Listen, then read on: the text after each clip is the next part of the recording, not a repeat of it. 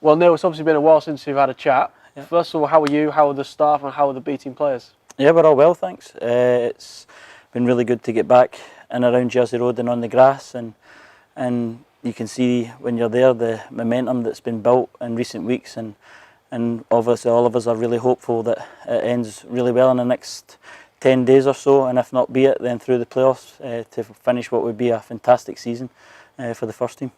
Obviously, the majority of the B team players returned home at the end of the season. What have they been doing to kind of make sure they're in the best possible place to come back to?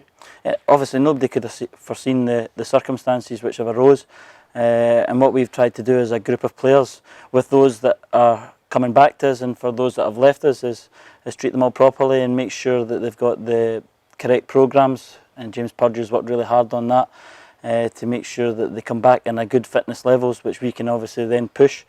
And not just only that, we've done a number of Zoom sessions and HIT sessions to get that interaction with them on camera, and just basically making sure that they're all well, and both physically and mentally. How frustrating was it to have the season cut short like that, in terms of we're obviously on a really good run and obviously had 2 semi-finals to look forward to as well? Yeah, I think that was the word, frustrating at that particular time. Obviously since then the biggest priority is making sure that everybody's safe, well and healthy, and then obviously the first team have come back and hit this incredible run. But from a B team perspective, when we finished up against Rangers in March, you know, that was a real period where we'd ourselves gathered some unbelievable momentum. You know, just had finished obviously in Cyprus with 2 fantastic performances, and then that Rangers night was a real top performance and one of our biggest crowds that we played in front of as well, and the boys were getting to a really high level, and you've seen the progression through the season, and that was really pleasing from a coaching perspective. And even though the season was cut short, we still had lots of games, lots of trips, etc. What are your kind of real standout moments from the season? I think there's many. You know, I think seeing the team evolve from pre-season to after a few months to then what we spoke about towards the end of the season, that period in Cyprus, and finishing with the Rangers game before lockdown. But also, for instance, like when we played Chelsea in pre-season, to see again how that team had progressed when we went back there and beat them 2-0 were a fantastic result. And then again, even like with Rangers, when we went up there and we lost the opening game, to come again and play them down here and beat them 2-0, that showed you over the 2 games the level of progression through the team. So again, from the staff's perspective, that was fantastic to see, and it showed the team has grown all the time, and that's why it was a little bit frustrating to finish the season so early, but we look forward to the new one. Obviously one of the main focal points of the B team is getting those players into the first team. Jacko was in and around it again, Freddie a debut, and Mads gets his first team contract, so that's one of the real highlights of the season, I guess. Yeah, I mean, obviously performance-wise, we were a real team last year. You know, everybody contributed throughout. You know, everybody at the club, the staff, the players, and you said certain individuals then obviously making the breakthrough, which is the process. That's what we want to see. And for those players that you mentioned, they all did fantastically well, and have all contributed to what has been a brilliant season both for the B team and the first team. And at the end of the season, there's always kind of difficult decisions to make in terms of the players that we've let go. Yeah. Obviously, you've spoken about it before, but you kind of want to go on record. We wish all those players well, and you think they're in a really good position to make a really good next step, even though it's not at Brentford. Yeah, I think what's absolutely clear is that last season, when I came to the club in the summer, I could not have asked any more of what I've seen throughout those months ahead.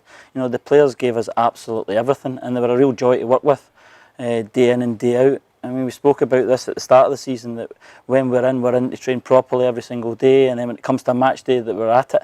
And as I said, every single one of those players contributed throughout the season, and it was, you've seen it yourself, when we went on tour, for instance, or finished the games towards the end there, the spirit and the unity within the group was unbelievable, and it was something that I'd mentioned to the group throughout those last few weeks, that they should bottle that and realise what they had as a real team, and that's what we're trying to capture next year again.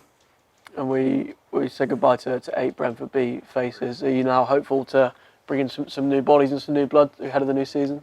Yeah, first and foremost, we'll miss those ones that I mentioned that played a big part of the Brentford B last year, and we wish them all the very best. And I think that, again, part of that process is if they don't quite make it here, that we can hopefully help them get clubs, and it's looking that a number of those players are going to get that, which is really, really good. And for the new signings to come in, they'll have to emulate what we had last year and strive to get better and better, as we must continually look to improve. But those players that are coming in will add freshness to what is a really good core that's left. I'm thoroughly delighted with the group that have re-signed. Our fixture list kind of always raises a few eyebrows in terms of the places that we go all over. Obviously, with the COVID-19 thing, does that affect our fixtures in the immediate future in terms of the early parts of the season? It might. I think that's a work in progress. What I think will happen is we'll get the opportunity to play some really good games. And one of last year's real highlights was the number of first teams that we played and pushed the boys throughout the course of the season. We played Luton, for instance, at Griffin Park, Wickham, and then when we went abroad, say for instance to Portugal, we played FC Seoul and FC Astana, which were 2 top games. And really pushing the boys through playing men's football was a real highlight for myself last year, and seeing them again grow and develop that way. So I think we're going to get a number of that, because a number of teams will be desperate for games who have not played for a long time, and squads that themselves will need to be pushed will hopefully give us an opportunity to get some really good games in that initial part of 2020 when we go back, and then hopefully into 2021 there'll be that potential to, as you said, expand it. Are you excited by this group in terms of whether you think you can get some more debuts in the next season as well? Yeah, listen, that's the job. That's what every single day that we go to Jersey Road is what we do, is to try and make the players better, both individually and tactically through the team, and progress them. And to see the ones that you mentioned earlier on, your Mads, Jaco, Freddy's, etc., all get in there was another highlight of last season. And that'll be the aim next year, to push the group of players that we have to work with when we return. And we will not stop at trying to get them to those levels. And then hopefully when they get the opportunity, they grasp it.